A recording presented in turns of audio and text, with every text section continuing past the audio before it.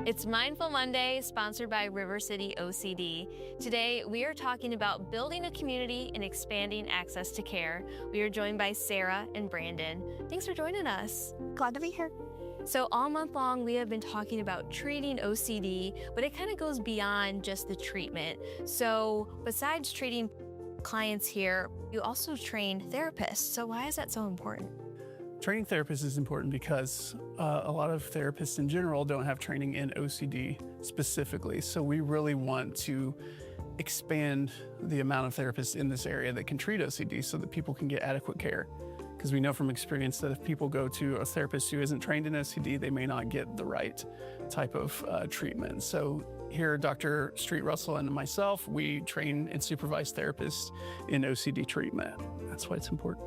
Because it is very specialized. I know sometimes people can go years, even decades of OCD untreated. So to get even more therapists trained on this specifically, it's going to help that many more people.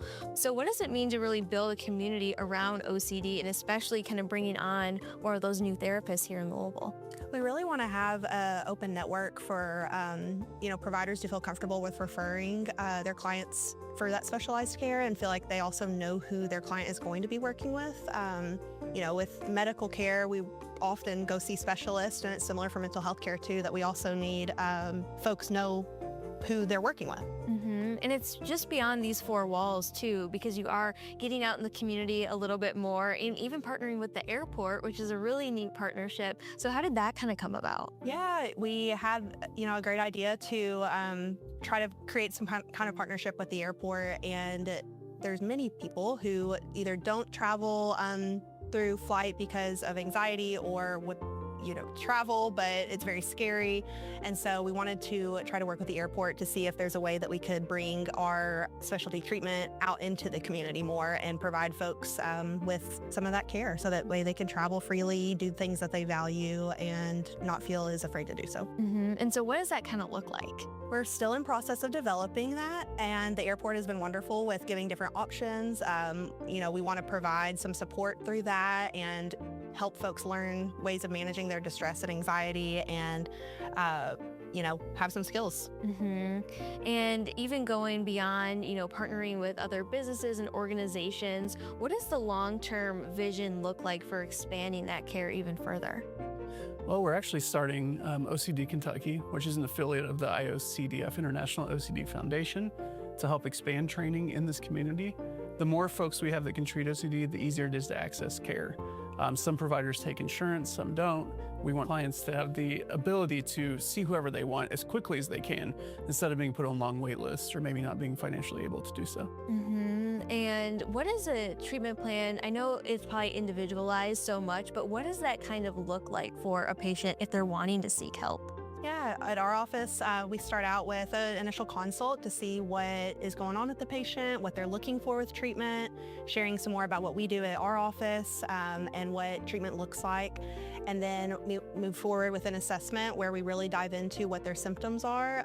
We also screen for things outside of OCD, or assess for things outside of OCD, like anxiety, depression, trauma-related disorders.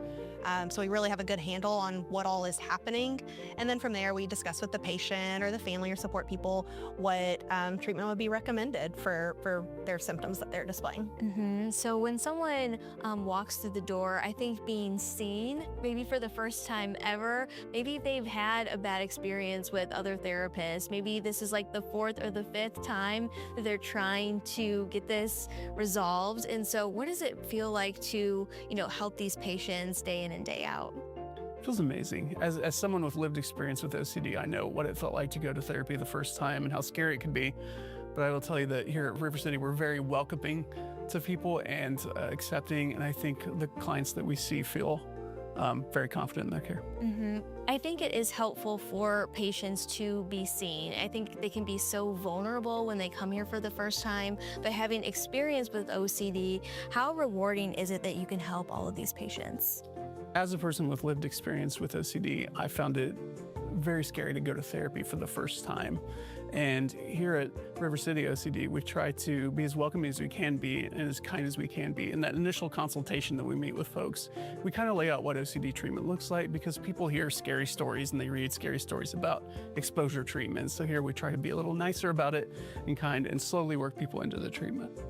And probably get more success out of it too. So thank you both so much for having me out today. Thank you.